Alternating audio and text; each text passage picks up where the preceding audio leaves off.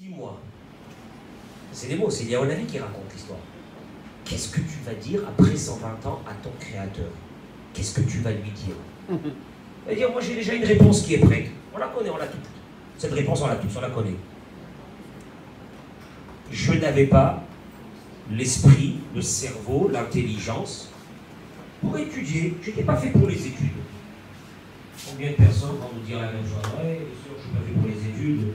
Mes parents disaient toujours que mon frère il était beaucoup plus intelligent que moi et que moi j'étais un bon à rien et que j'allais rien faire, etc. Oui, on connaît ça. Donc je n'étais pas fait pour les études. Bon, il a dit alors qu'est-ce que tu fais? Il a dit je suis pêcheur. Il a dit explique-moi un petit peu comment tu fais. Il a expliqué. Il a dit dis-moi. Donc ça veut dire que tu as l'esprit et l'intelligence pour aller pêcher. Je vous dis, où est le Rav Daniel? Moi je suis avec lui. On était ensemble à Wale Yaakov. Maintenant, il m'appelait la dernière fois pour me dire, je veux que tu es avec moi.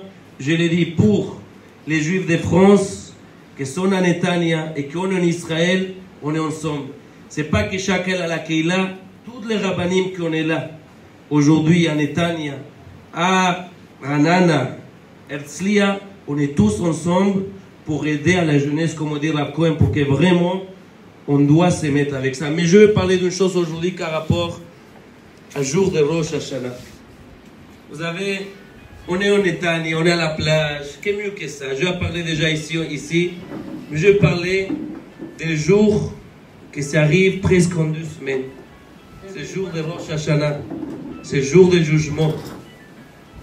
Est-ce que quelqu'un peut comprendre ce qu'est un jugement? Est-ce que quelqu'un a eu peur une fois de sa vie qu'on le frappe la porte à 4 h du matin et il lui dit viens avec nous? Je vais raconter une anecdote, je vais être bref. Il y a beaucoup de rabbinim.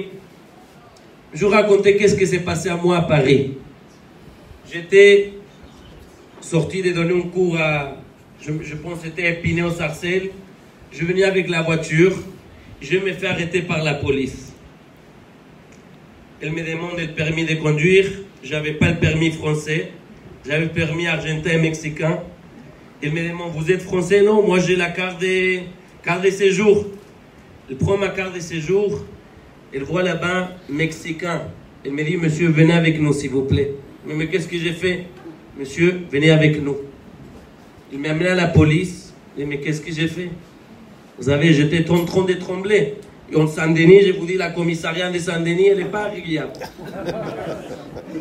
Je rentre là-bas. Je me fais arrêter. Je vois Bar Minan. Qu'est-ce que je vois là-bas? J'ai eu la peur. Imaginez-vous, je me sentis que j'étais à Gaza. Je vais là-bas ça, je commence à parler en arabe. Même le police me commence à parler en arabe. Je dis où je suis? Il me commence à demander, tu es Saban? Oui, mais monsieur, je suis mexicain, mais mes parents sont de l'Argentine. Je marie avec un Français. Oui, mais c'est trop bizarre ici, il me dit. Il dit, mais monsieur, qu'est-ce que vous voulez de moi? Je lui dis. Maintenant, je me rappelais d'une chose avant d'arriver à ça. Il dit, je me demande à moi, vous savez, en Argentine, moi j'ai connu en Israël, à Paris, Rabbi Yitzhak Saban. Et en Argentine et Mexique, je m'appelle Michel. C'est le nom artistique, vous savez ça. Et je me dis Michel, moi c'est mon nom, mais Rabbi Yitzhak c'est trop, mais c'est les deux. Et Michel, reste calme, rappelle-toi d'une chose. Je me rappelle d'une histoire. Il y avait un monsieur qui était condamné à 25 ans de prison. Lo Allen. Personne ne voulait prendre son dossier. Personne. Juste qu'un avocat, un petit avocat, il a dit, moi je le prends. Si est-ce qu'on gagne, on gagne. Il y avait un dossier énorme comme ça. Elle arrive, commence à travailler le dossier, juste à que ça arrive, et le jour qu'on va dire si cette monsieur, elle va être punie ou non, elle va rentrer en prison ou non. Si on rentre, vous avez, il y a des endroits qu'on peut faire voir qu'est-ce qui se passe dans les jugements. Aux États-Unis, ça se passe comme ça. À Paris, ça ne se passe pas comme ça. En Argentine, il y a des fois que oui. À Mexique, vadaï que oui. Mais aux États-Unis, cette monsieur, c'était un jugement qu'elle était devant tout le monde.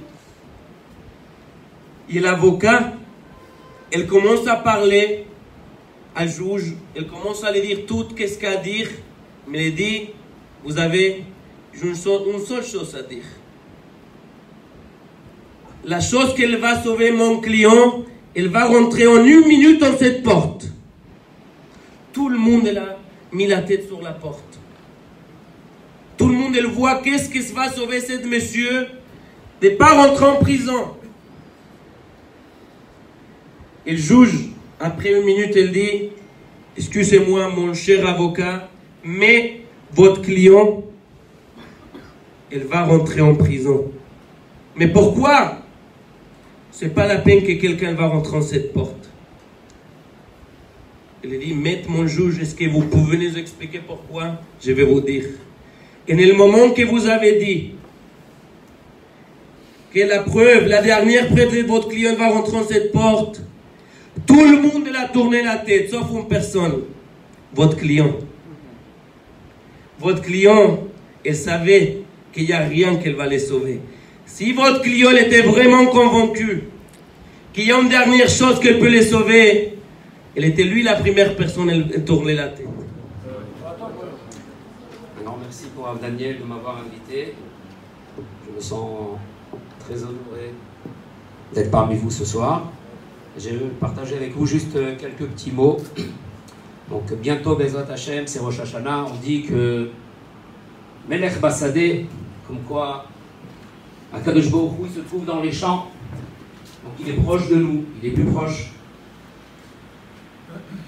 Et on dit que quand Akadosh Baruch Hu, il vient pour nous juger, alors il y a un pasouk comme quoi Akadosh Baruch Hu, il dit je te ferai des remontrances et je les présenterai devant toi. Qu'est-ce que ça veut dire, je les présenterai devant toi? Ça veut dire que Akadosh Baruch Hu, quelque part, il nous prouve de notre vie de tous les jours que nous sommes en contradiction avec nous-mêmes.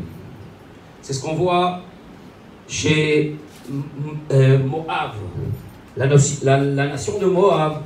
Akadosh Baruch Hu, il dit qu'on n'acceptera pas des guérims de Moab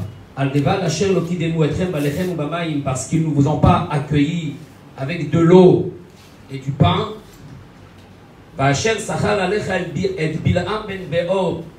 Et parce qu'il a pris les services de Bilam ben Beor et les Kaleleka pour te maudire. Le Magui de Douvna, il rapporte un machal, il dit, on raconte quelqu'un qui devait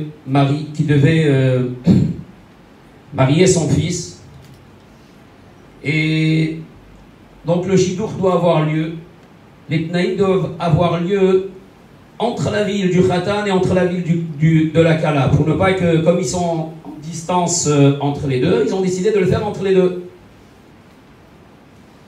Et les papas des deux côtés se rejoignent au milieu dans une auberge et ils attendent les mamans des deux côtés et le restant de la famille. Et à un moment donné, le fils il arrive, le fils du côté de la Kala, et la maman elle devait apporter les chaim, tout ce qui va avec, d'accord? Et elle raconte que le fils il arrive et dit à son père, papa, il est arrivé un grand malheur. Qu'est-ce qui se passe? Le carrosse s'est renversé. Et puis voilà, la nourriture, elle est partie dans tous les sens. Les bouteilles se sont cassées. Et on n'est plus capable de faire les chaim. Et aussi, que Dieu nous préserve. Il lui annonce que la maman est nifrera dans cet accident. Et là, bien sûr, tout le monde se pose la question. La maman est nifrera, c'est la chose la plus importante qu'il aurait dû mettre en premier. Et on voit dans le Passouk qu'on nous parle nous aussi par rapport à Ammon et Moab, comme quoi ils ne nous ont pas accueillis avec de l'eau et du pain. Et on est en dernier qu'ils ont loué les services donc de Bilham pour ne pas pour qu'il maudisse le Ham Israël.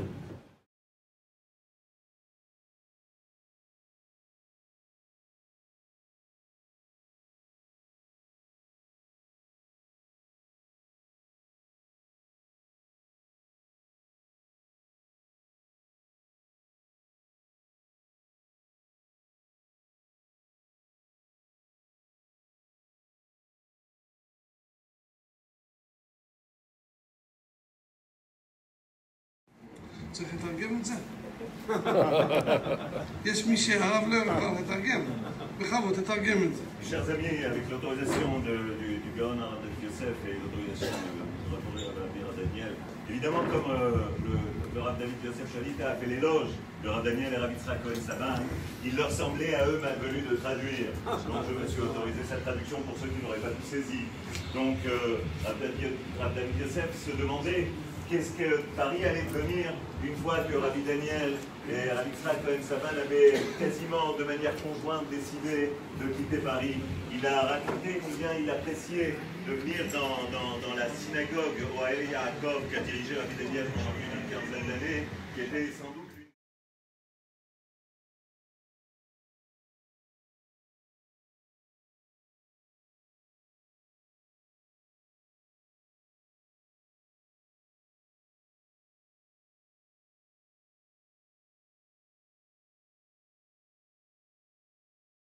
לפגישה.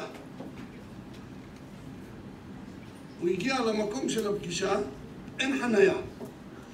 הוא עושה 7 הקפות, רחץ בניקיון כפיים, אין חניה. היה בלחץ, עוד מעט הוא מאחר. אמר, ריבונו של עולם, אני מבטיח לך, אם אתה עכשיו מוצא לי חניה, 100,000 אירו אני נותן לצדקה. הוא רק אמר את זה, וישא עיניו, הוא רואה מישהו ממש לידו, יוצא מהחניה. זו מחייך, הוא ריבונו של עולם, אני סתם אמרתי, תשכח מה שאמרתי. אנחנו ככה עושים כל שנה, אנחנו נגיד ראש השנה, יום כיפור, נגמר יום כיפור, הכל כאן בפאדיה. מה זה? בכבוד הרב. Une très belle illustration que le Rav a donnée au travers d'une histoire vécue, une expérience personnelle. Lorsque, à l'époque de la guerre de Tzouketan, le Rav avait été sollicité pour donner du chizouk aux gens qui habitaient dans le Davom. Ils étaient particulièrement vulnérables et c'est eux qui subissaient beaucoup de ces agressions. Alors, il a été, mais chemin faisant, lors du chemin du retour, eh bien, il y a eu à nouveau un missile qui risquait de tomber à côté. Alors tout de suite, immédiatement, la réaction était d'aller se garer et se réfugier dans une tranchée au bas-côté de la route. Ils se sont retrouvés à 10 personnes dans un petit trou. Et c'était une sensation très bizarre, très étrange, un peu comme des souris qui se cachent. Et lorsque finalement, Baruch Hashem, il y a eu la réaction d'Akipat Barzel, du dôme de fer, qui a répondu, et tout a explosé. Ok, donc on est retourné immédiatement en voiture et c'est tombé dans les oubliettes. La vie reprend et la vie reprend le dessus, comme si de rien n'était. Alors le Rav a réalisé, après coup, en réalité c'est un petit peu ce qui se passe avec nous. Pendant la période du mois d'Elul, on sait qu'on est maintenant confronté à un jour de jugement très sérieux. L'enjeu est important. Il s'agit de la vie, de la santé, de tout ce que nous sommes et tout ce que nous avons. De ce fait, on a besoin d'un refuge. Le mois de Elul, c'est un petit peu notre tanière, notre abri, notre refuge. Mais une fois que la période est écoulée, on ressort à nouveau, comme si réellement de rien n'était. Alors, est-ce que ce n'est pas ridicule? Comment est-ce que nous pouvons avoir un tel comportement?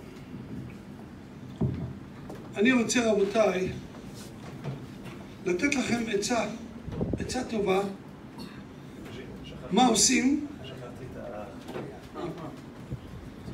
Mechila. Est-ce qu'on se moque de nous-mêmes ou on pense se moquer d'Akadosh Baruch Hu? Le Rav a rappelé la fameuse blague de cet homme qui un jour avait un rendez-vous très important et il cherchait un parking, il voulait stationner mais il ne trouvait pas. Il a fait les Sheva Akafot de Simchat Torah et rien n'y fait. Finalement, il a dit à Kadosh Baruch Hu, maître du monde, si tu me trouves un stationnement, eh bien, je donnerai 100 000 euros à la Tzedaka, puisqu'il avait une grande affaire à signer, un contrat important à signer. Alors, juste au moment où il parle, il voit une voiture en train de sortir du stationnement, enfin la délivrance. Et là, il s'adresse à Akadosh Baruch Hu, il dit, Maître du monde, c'est pas la peine de te fatiguer. J'étais pas... Bon, c'est vrai que je me suis engagé très vite parce que je pensais pas que j'allais pouvoir me débrouiller, mais ne prends pas au sérieux ce dont je me suis engagé.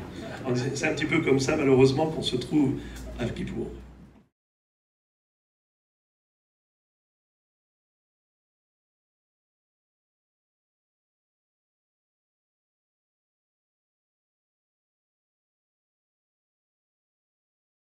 של עולם, ריבונו של עולם, אני נותן צדקה, אבל הכסף שלי יקר לי, ואני נותן צדקה, אתה תראה שלצדקה אני נותן הרבה, אבל כשאני קונה קוקה קולה, אני חוסך אפילו 10 סנט.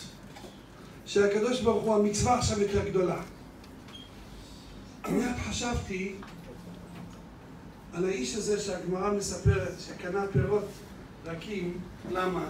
הוא רצה להגיד, ריבונו של עולם, בשביל עצמי, אני חוסך כסף. אני חוסך, אני עשיר, אבל אני לא בזבזן. אני לא סתם מוציא כסף. אבל כשמדובר בצדקה, אני בזבזן. Cela fait une trentaine d'années que le Rav s'était occupé de faire construire la yeshiva de Echavé Da'at à Yerushalayim à Arnof. Et pour cela, il a été collecté des fonds à New York. Lorsqu'il était à Manhattan, il a rencontré une personne qui était très généreuse, lui a fait un chèque très important de 6 chiffres, un montant très important. Et lorsque cette personne a invité le Rav à monter dans la limousine, il lui a proposé quelque chose à boire. Il a dit, qu'est-ce que Rabbi voulait boire? Il a dit, un coca. Alors il y avait un petit kiosque à côté de la voiture. Mais ce monsieur a été dans le froid pour acheter la canette de coca dans un autre bistrot, dans un autre kiosque. Alors le Rav s'étonne. Il lui a dit, mais tu avais la possibilité d'acheter ici, pourquoi aller loin? Il lui a dit, parce que j'ai économisé 10 centimes. L'autre, il vendait moins cher. Alors, il a dit, j'ai retiré mes lunettes, je l'ai regardé en face, mais qu'est-ce qui t'arrive? Le chèque que vous m'avez donné aujourd'hui, ça veut dire que Baruch Hashem, vous êtes riche, vous avez la bracha. Alors il lui dit, regardez Rabbi, justement, comme j'ai fait un don important à la Tzedaka, je voudrais qu'il y ait une plus-value, que Akadosh Baruch Hu considère davantage ma mitzvah. Parce qu'il se peut qu'il y ait des gens qui dilapident leur argent. Entre autres, ils donnent aussi la Tzedaka.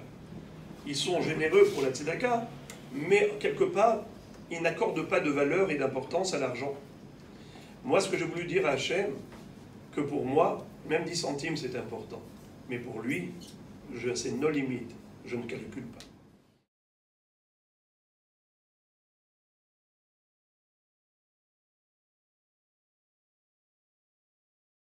כותנו אנחנו מפילים תחנוננו לפניך אדוני שמע אדוני סלחה אדוני יקשיב ועשה הרתעך כי למענך אלוהי תשובך נקרא לעיניך ועל עמך השיבנו אדוניך ונשובה עד שיבינו כקדם פרש 82 למענך אלוהי וצערך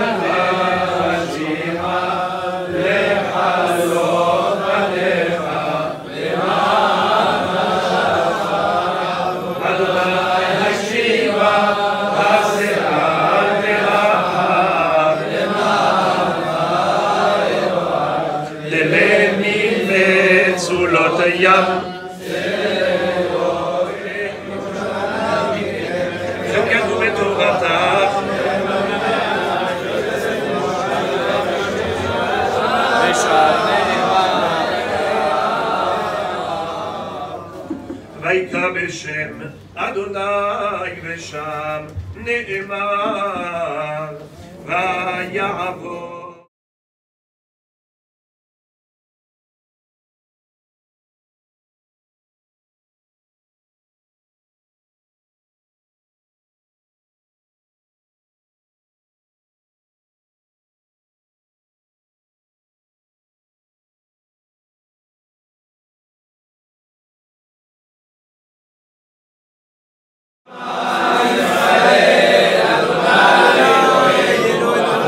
Adonai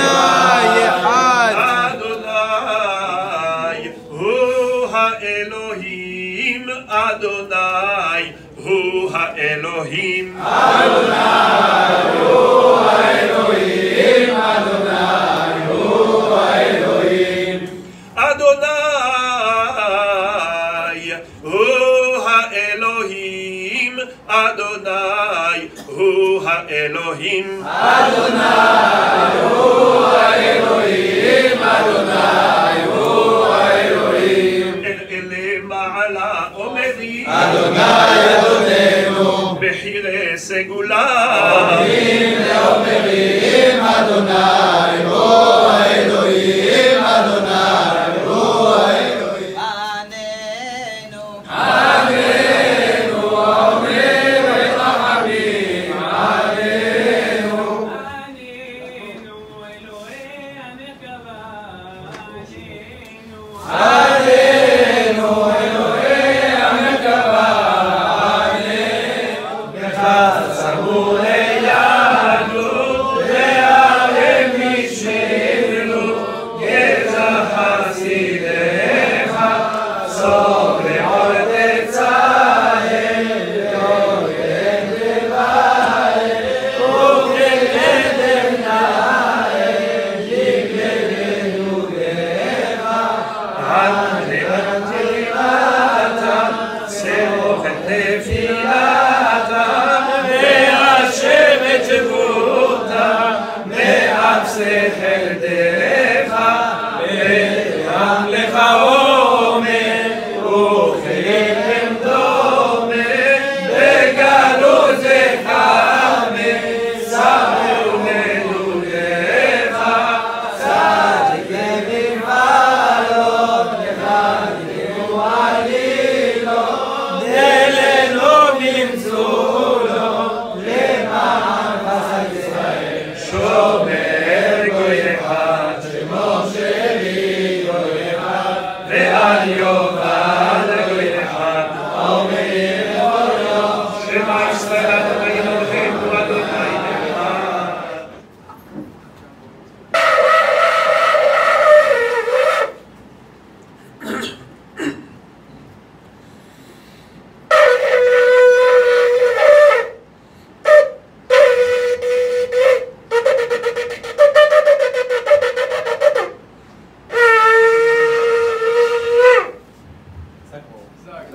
תיענו ותיעטרו ברחמים מן השמיים, וקופת צעקתכם, כי שמע תפילתכם ברצון, ויענה כל עתירתכם, ובכם מקרא שכתוב, אדוני אלוהי אבותיכם יוסף עליכם ככם 1000 פעמים, וירדף אתכם כאשר דיבר לכם, כן יהי רצון ונאמר אמן. תתקבל צלותנה ובעותנה, עם צלותון ובעותון לכל בית ישראל, קודם אבונה דבישמיא והרעה ואמרו אמן. יהא שלמה רבה מן שמיה, חיים ושבע וישועה ונחמה, ושזבה ורפואה וגאולה וסליחה וכפרה, ורווח והצלה. כל עמו ישראל ואמרו אמן.